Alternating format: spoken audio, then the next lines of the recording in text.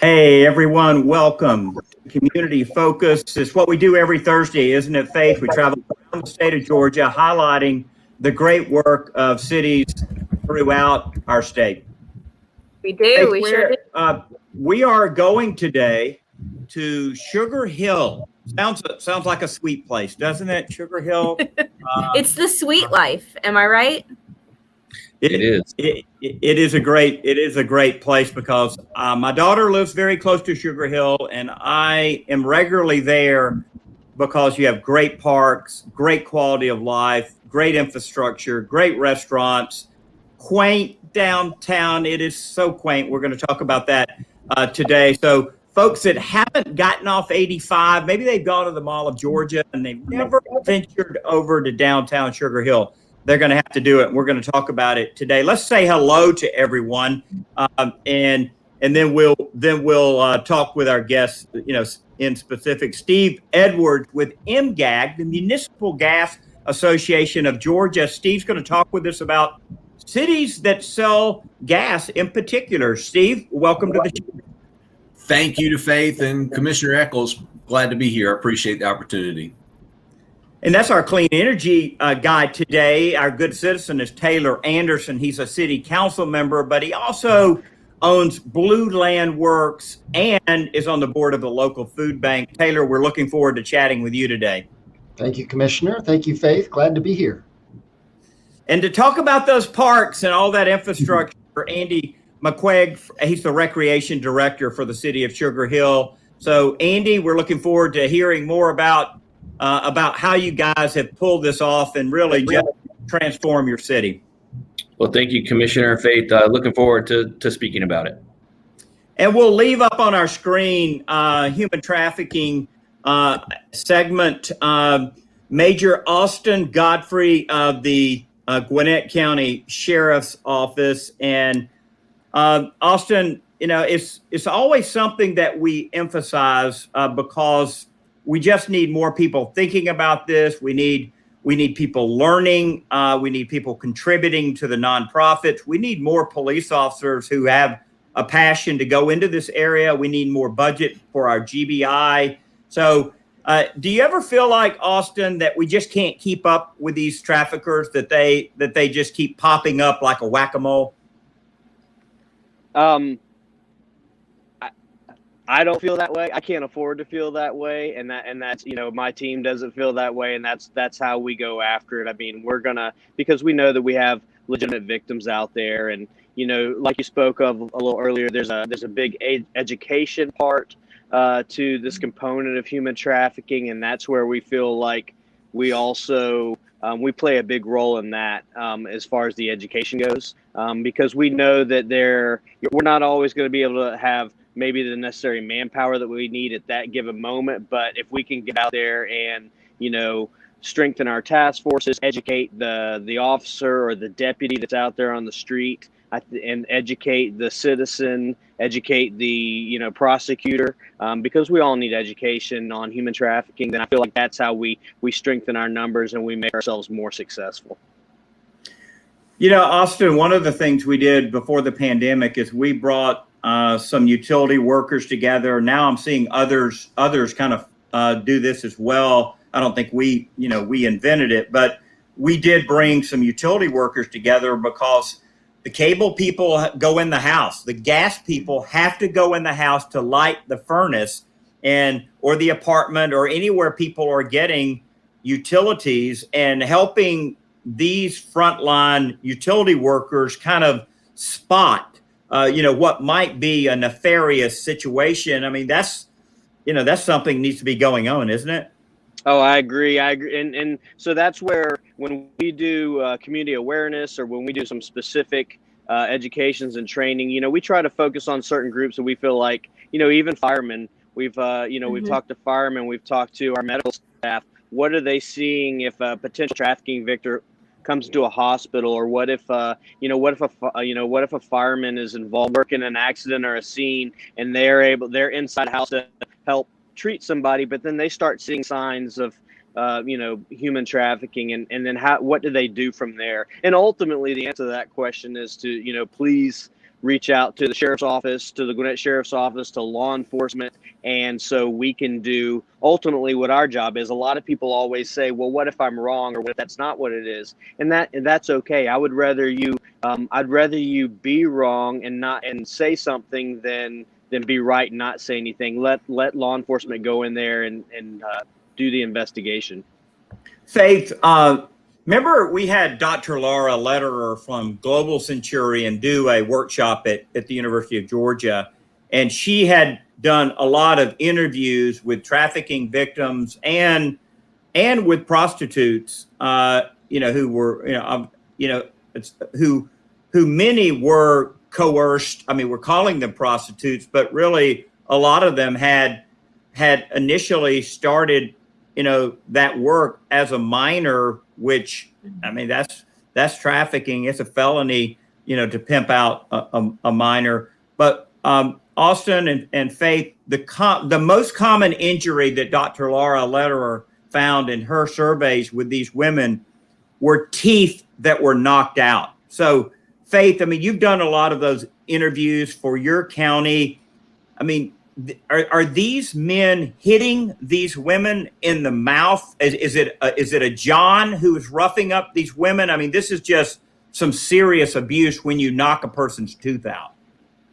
I'd say a lot of times the injuries, it kind of depends on where the girls are being trafficked. A lot of times the injuries that are incurred are not visible or easily hidden, because you don't want to damage the merchandise that you're trying to sell. And so I think a lot of it depends on that. I think the biggest thing for healthcare workers to notice is when girls, especially young girls, come in with multiple STDs or things like that would be unusual injuries for a girl that age to have, or unusual diseases for them to have, and to know what to do and how to respond to that. And like Austin said, it's not your job as a utility worker or a firefighter or a healthcare worker to investigate. It's your job to report and let law enforcement investigate. Austin, do you see these injuries on women that you wind up interviewing, assisting, putting in the squad car, or are you seeing injuries to women?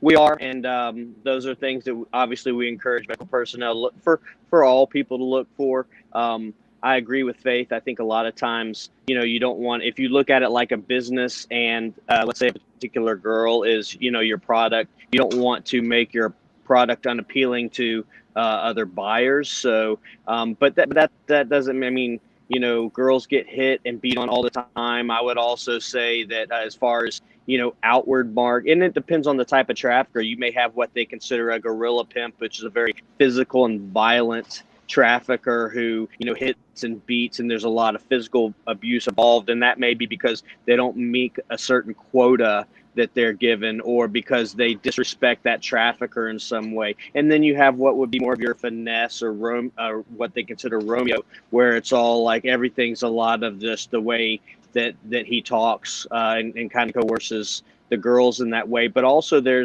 are chemical dependencies, which are other holds. So there's a lot of drugs involved, and it's that chemical leash, you can say, that they'll use. But back to the physical aspect, yes, there is a lot of physical, and like you had brought up too, not just from the trafficker. You're looking at that type of physical activity from a sex buyer, a John.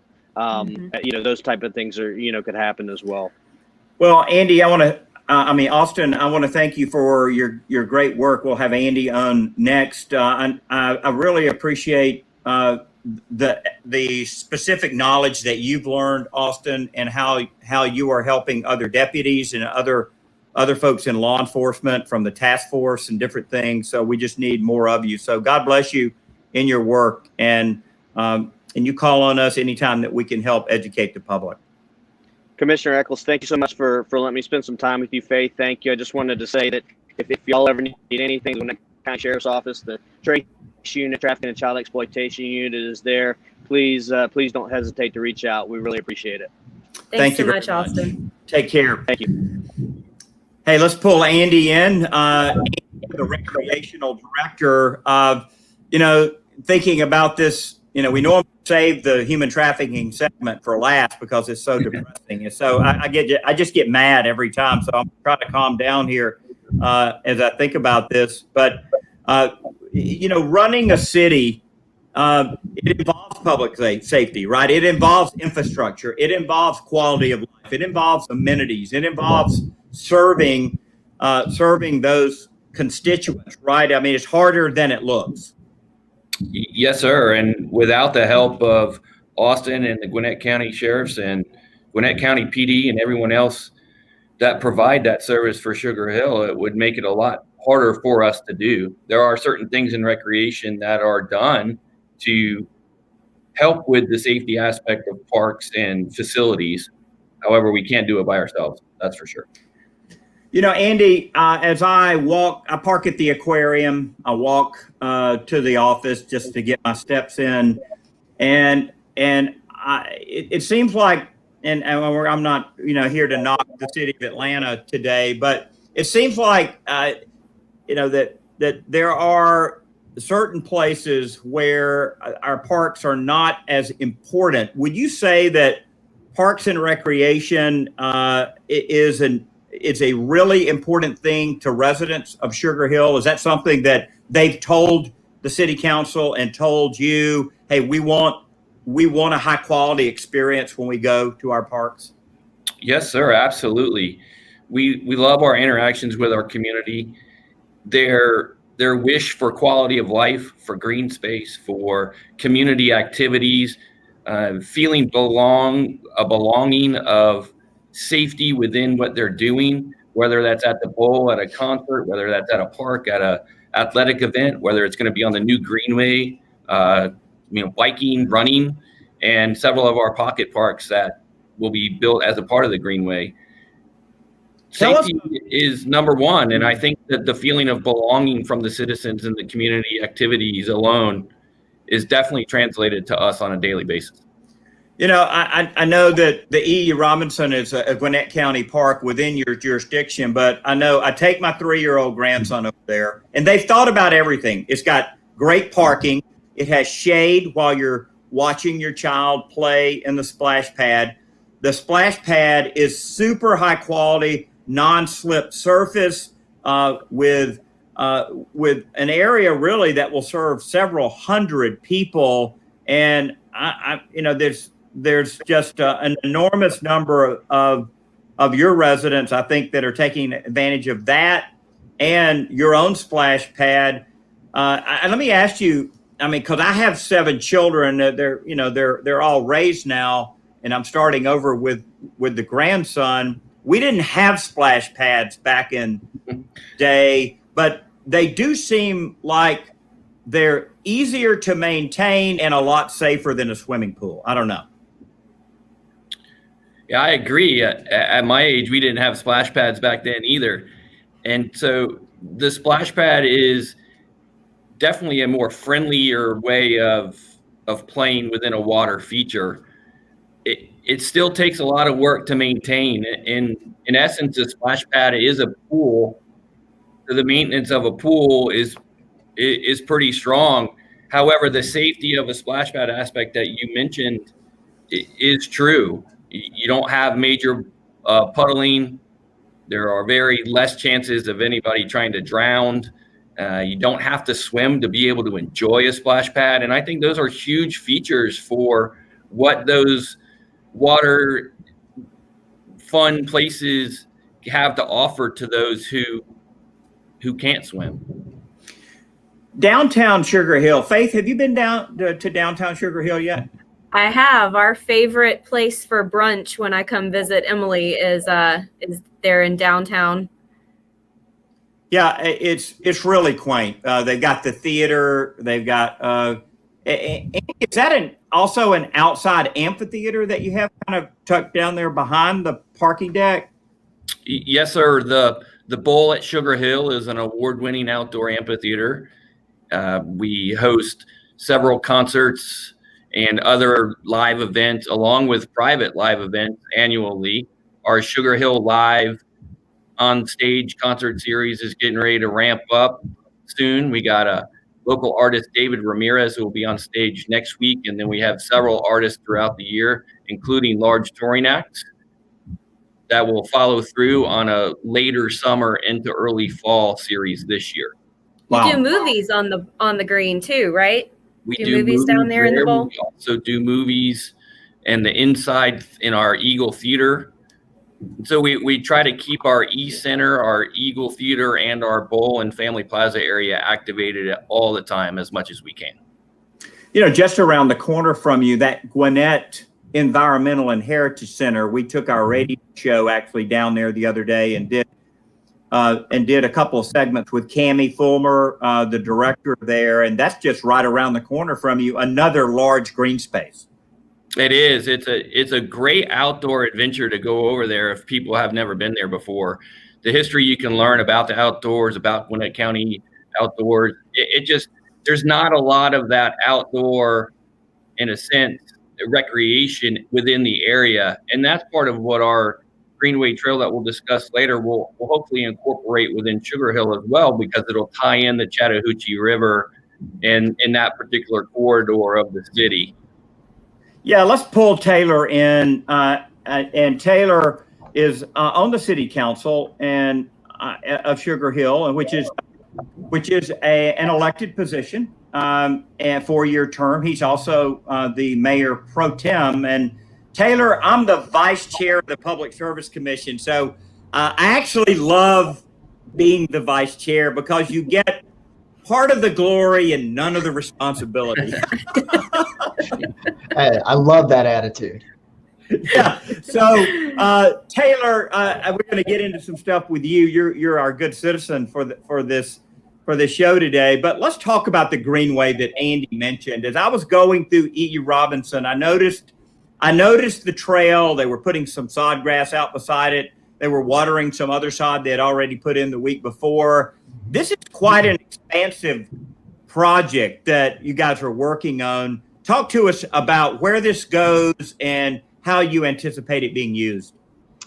Well, the Greenway is about a 17-mile loop that will encompass much of the city, and it actually wanders in and out of the city. If you see our city limits, they're a little funny. So in order to make the loop, we have to go in and out of our city, but it will connect many of our neighborhoods via a 10-foot multi-use trail where folks can bike, walk, run in a very safe and a very convenient and very fun environment that will wander through, ironically, what was meant to be the outer perimeter right of way through much of it. And so it went from an 8-lane interstate to a 10-foot multi-use path. And it actually is a big win for our local community because that means that our local residents will be taking advantage of it in a healthy, green, and fun way. And Andy mentioned some of the things that are coming online, some of our parks, which will connect to the Greenway. In fact, Goldmine Park is a trailhead that's getting under construction now. And we have plans to connect we have spurs coming off the Greenway to connect many neighborhoods that may not be directly on the loop as well.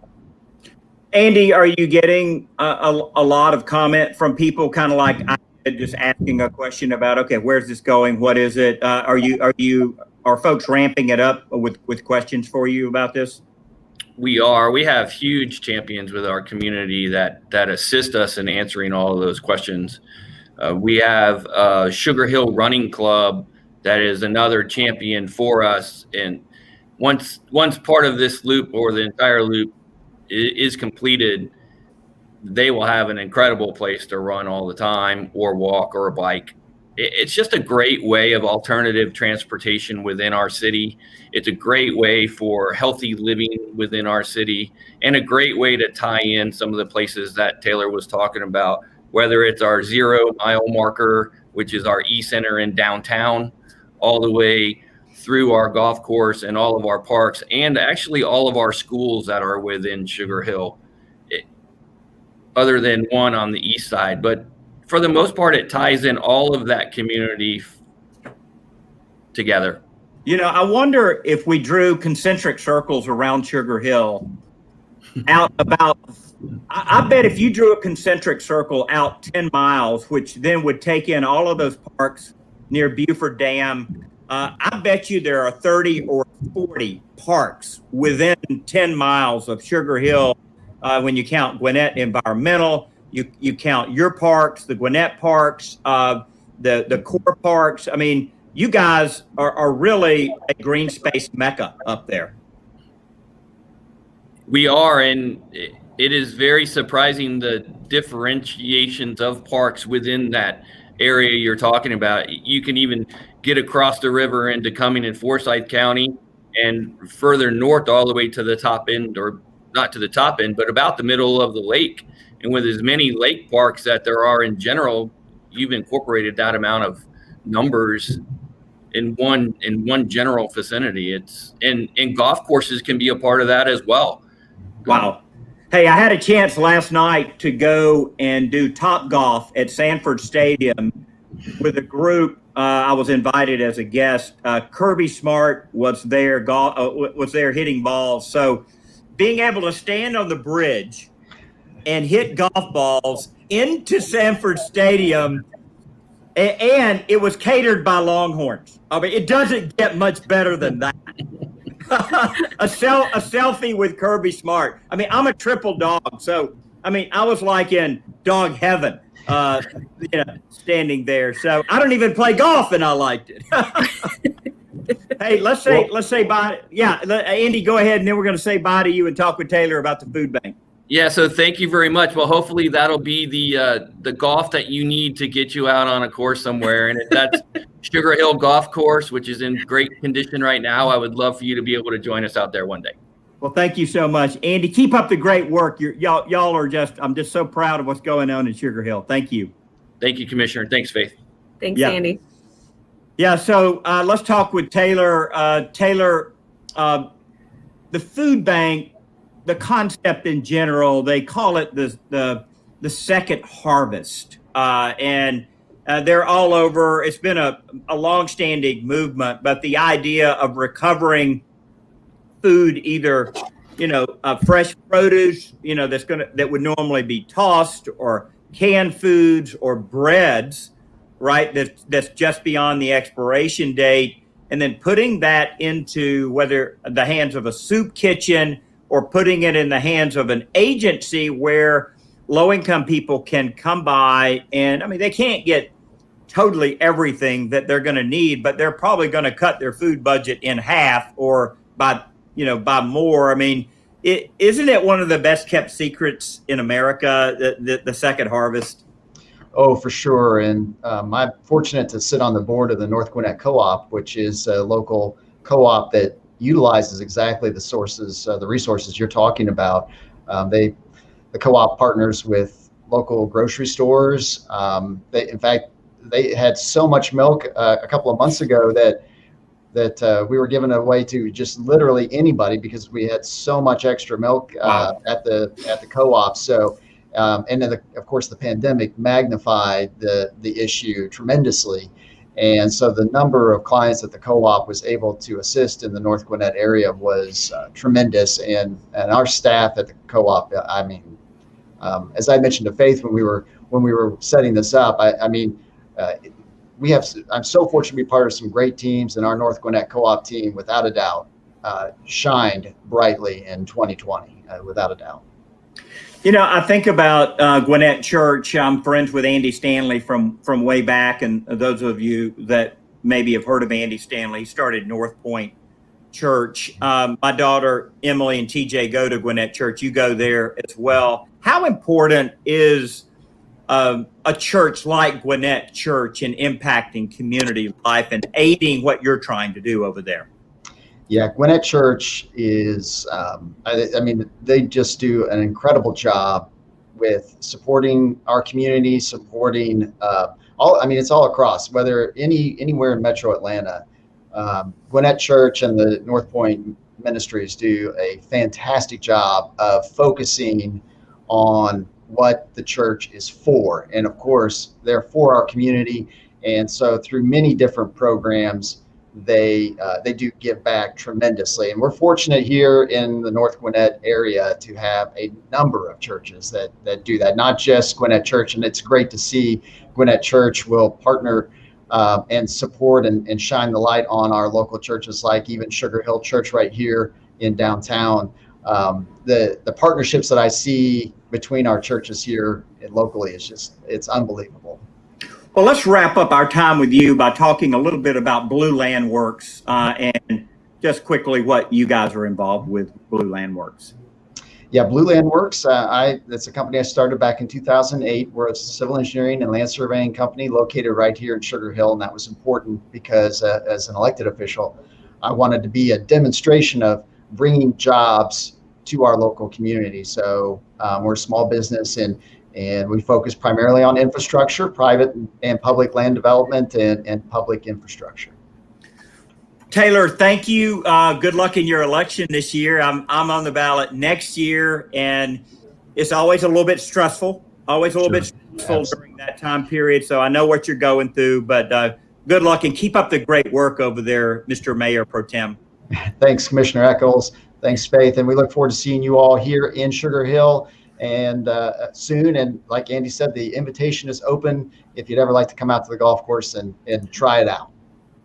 Okay, I'm gonna practice a little more at Topgolf, and then I'm gonna come out and see you. Okay, that's a great plan. Thanks, Commissioner. Thanks, Faith. Okay. Thanks, Taylor. Thanks.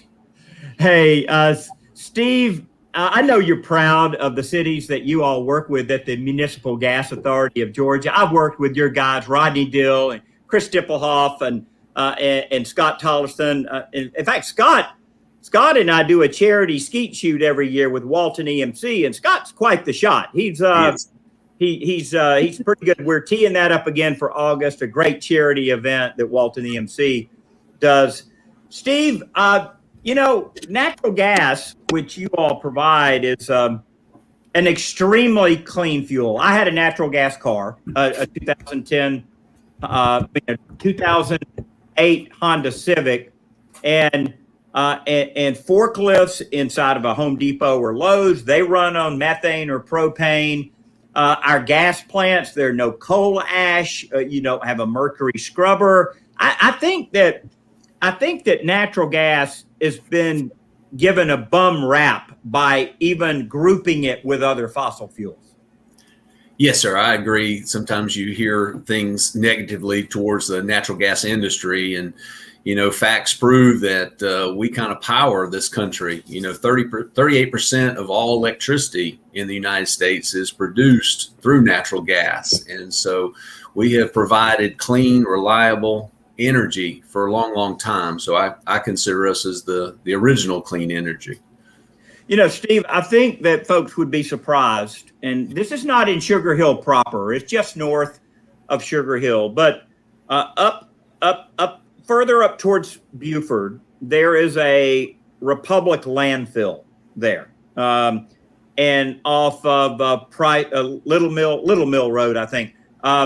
And we approved at the commission a 10 megawatt biogas, two big engines out there that take methane off of the landfill, run it into the turbine house, and generate electricity. Probably for quite a few neighbors, within a mile or so of that plant. But that technology of using landfill gas or renewable natural gas, we're going to hear more about that in the next few years, don't you think? Yes, sir. Without a doubt. We're currently working on a project now where we will take cow manure and actually put it in an anaerobic digester and actually create pipeline quality gas that will go then into our municipal systems, and we'll actually be able to provide that to our citizens and commercial applications as well. Steve, there are 4,000 chicken farms north of I-20, and there's a lot of them in Hall County, and it's around Lake Lanier. So having had a little farmette before, having purchased chicken litter from chicken farmers and had it spread on my horse pasture, and knowing that a lot of people are doing this with chicken litter, and then it runs off into a creek that makes its way to the lake. You increase the phosphorus content in the lake, and you impact the water quality of the lake. So I can't think that there's any downside to taking chicken litter and putting it in a digester like you're doing with the cow manure, or will do with the cow manure, and creating a product that goes into the pipeline and serves homes, in Sugar Hill and beyond. Yes, sir. That's a great example of things that we're looking to do. It's a great opportunity where you get multiple things that you can accomplish there, such as EPA issues, such as waste issues, things that can climb into the water in the streams and be able to transfer that. And it helps the farmers immensely to be able to do that. And then, of course, the energy side is a benefit for them as well. So all the above is a fantastic opportunity. So we always appreciate your help in being able to accomplish those things. So we're excited about the new opportunities that we have out there.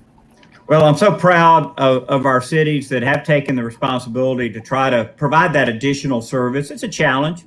It's always a challenge with any service that you're providing, because then you have complaints and you're trying to solve those complaints. And I mean, I'm sure Taylor gets calls probably about the balls and strikes being called at the local baseball field, and why didn't he do anything to fix the umpires? I mean, we get calls on all kind of things that, and you want to try to fix it, right? So I might say something like that. Well, I'll go out to a game and check it out.